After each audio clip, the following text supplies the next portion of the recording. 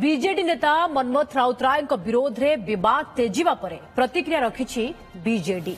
मनमथ समर्थन में बाहरी पालटा अभियोग करिसेंती युव बीजेडी सभापति चिन्मय साहू। लेखाश्री विरोध में पूर्व बीजेपी विधायक आपत्तिजनक मंतव्य देथिले। सेतेबेले काहेकि कौनसी कार्यानुष्ठान की मामला हेलानी किंतु एबे काहेकि बोली से प्रश्न करिसेंती। अपरपक्षे जवाब रखिछि बीजेपी। प्रधानमंत्री और मुख्यमंत्री विरोध में आपत्तिजनक मंतव्य देवा अभियोग रे मनमथ विरोध में साइबर थाना एतला परे रुजु होइछि मामला लागिछि संगीन दफा। नुआपड़ा उपनिर्वाचन बेले प्रधानमंत्री और मुख्यमंत्री प्रति अति नीच स्तर को खसी आसी आक्षेप करथिले मनमथ विरोध में साइबर थानार द्वारस्थ होइथिला बीजेपी लीगल सेल। से अभियोग आधार रे मामला होइछि। मनमथ नारे लागिछि बीएनएस 294(2) एवं 296 अर्थात आपत्तिजनक मंतव्य देवा, बीएनएस 353(2) अर्थात मिछ गुजब तैयारी करिबा, बीएनएस 356(2) अर्थात सम्मान हानि। एथिसह आईटी एक्ट 67 भी लागिछि मनमथ विरोध में। जणे अत्यंत मिसजेनिस्टिस एवं गोटे ऑब्जेक्शनेबल रिमार्क्स गोटे सेक्सिस्ट रिमार्क्स देले आपणकर ये नीलगिरी विधायक जड़े संग्रामी नेत्री आमर आगधाड़ी वरिष्ठ नेत्री लेखाश्री सामंत सिंगार विरुद्ध कौन कार्यानुष्ठान ग्रहण कराई। बसंत पंडा कहते जो मैंने दल परिवर्तन करुँच सी हेले बेसिया युवा सब भाषा एवं अतीत बहुत वरिष्ठ नेता माने आपण देखिथिबे भारतीय जनता पार्टी जी वर्तमान स्वास्थ्य मंत्री अच्छा highly unparliamentary word objectionable word remarks दौरान विधानसभा पवित्र विधानसभा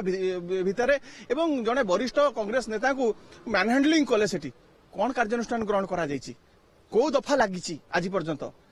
एवं मनमथ राउतराय विजु बाबू को असम्मान करा जाउतला सेठी माने उत्तुंग व्यक्तित्व ओडिया जातिर परिचय ओडिशार गर्व गौरव तांकू असम्मानित करा जाउतला सी सेति पई कहिले अभद्र गोटे वार्ड यूज कले सेटा अशालीन भाषा नुह किंतु आंकू एते बाधी गला एवं ता विरुद्ध रे दफा लागलानी किंतु आंक मानक विरुद्ध रे ए जो चिठा मु देली को दफा लागिछि सीनियर नेता मानक नारे जो भली टिप्पणी जना पड़ेनी से जने पाइलट बोली से सुर राउतराय पुओ सुर राउतराय को समस्त ग्रहण करती से जने पुरुखा नेता किंतु ये भावुन जे मु सुर राउतराय पुओ मु जहा कहि मते सेटा समस्त ग्रहण करिजिबे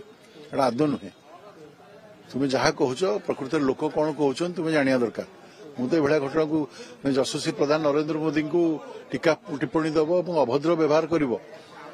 तुम्हें कौन प्रधानमंत्री नरेंद्र मोदी को उच्चारे ना शिक्षागत योग्यता ना काम उच्चा तुम्हें होता पार सुरबाबू पुओ कि तुम्हें बहुत ज्ञानी नुहे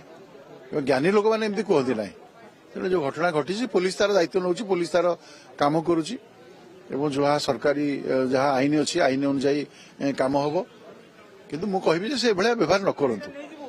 दल को से डिफाइन करूँ भद्र भाव में डिफाइन करूँ अभद्र भाव में डिफाइन कर आवश्यकता ना अभद्र व्यवहार करने आवश्यकता ना या द्वारा निजर ओजन कमुची निजर शालीनता रखी काम करने उचित जहाँ सुरबाबू आम आशा करूँ आशा करूँ से भद्र व्यवहार मझे मझे करती जड़े भल वक्ता जड़े ग्रहणीय नेता किंतु या बयस अनुसार ये जो कथा कहवा कथा नुहे से कहीकि चर्चित होती केवल चर्चा रहा घटना कर